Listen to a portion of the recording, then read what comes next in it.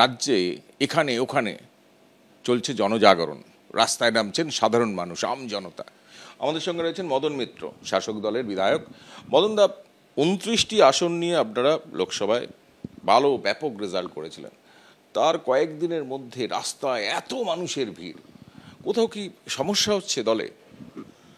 এই যে জনজাগরণ, এই জনজাগরণটাকে হালকা করে নিলে চলবে না, এটাকে তুল্যমূল্য বিচার করে যথেষ্ট গুরুত্ব দিতে হবে। দুর্ভাগ্যের বিষয়ে মমতা ব্যানার্জির গোটা ব্যাপারটার গুরুত্ব এবং তার মাহাত্ম্য বুঝে তিনি কাজ করতে চাইছেন, তিনি সমস্যার সমাধানে আসতে চাইছেন। কিন্তু আমাদের দলের কিছু লোক যারা প্রতি মুহূর্তে ক্ষমতার জন্য টুকরে টুকরে খায়, বিভীষণ বেঈমান, তারা চেষ্টা করছে এই বোধহয় মমতা ব্যানার্জির একটা বিপদ এসছে, এই সময় মমতা ব্যানার্জিকে একটা ছোবল করিয়ে দাও, একটা ছোবল মারিয়ে দাও। উদ্দেশ্য একটাই, এই যে মমতা বন্দ্যোপাধ্যায়ের একাধিপত্য দলের মধ্যে, সরকারে, সারা ভারতবর্ষে, সারা পৃথিবীতে অনলি মমতা মমতা মমতা, এই জায়গাটা তারা সহ্য করতে পারছে না, হিংসে হচ্ছে। কিন্তু তাদের ক্ষমতা নেই লড়ার, তাদের সিপিএমকে হারিয়ে বিজেপিকে হারিয়ে আসার ক্ষমতা নেই। এই যে মিছিল বেরোচ্ছে জনজাগরণ, এর মধ্যে বিজেপি আছে, সিপিএম আছে, কংগ্রেস আছে, এমনকি তৃণমূলেরও বহু লোক চলে গেছে, বুঝে না বুঝে চলে গেছে। ডাক্তারদের আন্দোলনটা যথেষ্ট যথেষ্ট যুক্তিসঙ্গত। একটা মেয়ে মারা গেছে, একটা তিলোত্তমাকে হারিয়ে গেছে, আমার যদি মেয়ে হতো, আমার যদি বোন হতো, আমি কি করতাম? ডাক্তারদের দরজার আগল দিয়ে আন্দোলন করতে হবে, যে আগলের ফাঁক দিয়ে ওই বেহুলা লক্ষিন্দরের মতো যেন কালকে উঠে গোখরো ঢুকে না পড়ে। সেগুলো কিন্তু ঢুকে পড়ছে, একদিকে বাইরে থেকে সেগুলো ঢুকে ছোবল মারার চেষ্টা করছে, আরেকদিকে দলের মধ্যে একটা শ্রেণী, আমি জলেতে নামিব, সাঁতারও কাটিব, তবু জল ছোঁব না, আমি টুইটও করিব, পাবলিসিটিও নেব, তবু টুইট আমি রেখে দেবো না, ডিলিট করব।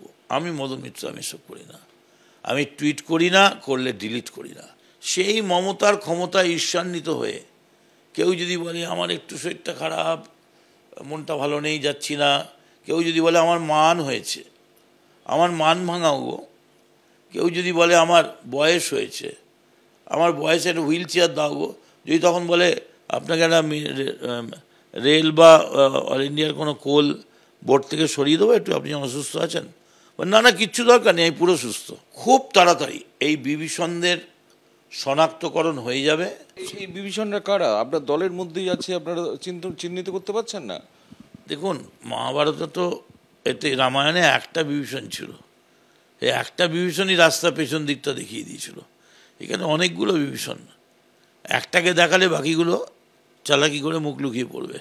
সেই জন্য চিহ্নিতকরণ করা হচ্ছে না, নির্দিষ্টকরণ করা হচ্ছে, আইডেন্টিফিকেশন করা হচ্ছে, এবং দলের মধ্যে তার ফাইল রেডি হচ্ছে। ক্ষমতায় মমতার পপুলারিটিতে এরা ঈর্ষান্বিত। মমতার যদি এত পপুলারিটি হয়, আমাদের হবে না, কারণ তুই কে? কিচ্ছু না, মমতা ব্যানার্জি আসল।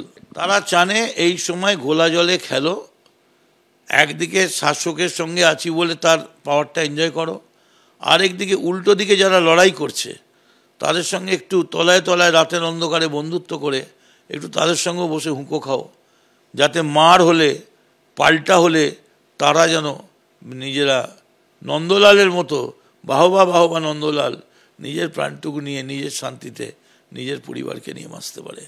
যেমন অনেকে বিজেপিতে চলে গেছেন আজকে, কিন্তু পরে জানা গেছে তারা কয়েক বছর আগে থেকেই বিজেপির সঙ্গে তলায় তলায় যোগাযোগ রাখতেন, আমাদেরই বন্ধুবান্ধব। মানে এরা মনে মনে ভাবছেন যে এই সরকারের বদল হলে তারা মার খাবেন, এবং সেই জন্য এখন থেকে এ করছেন।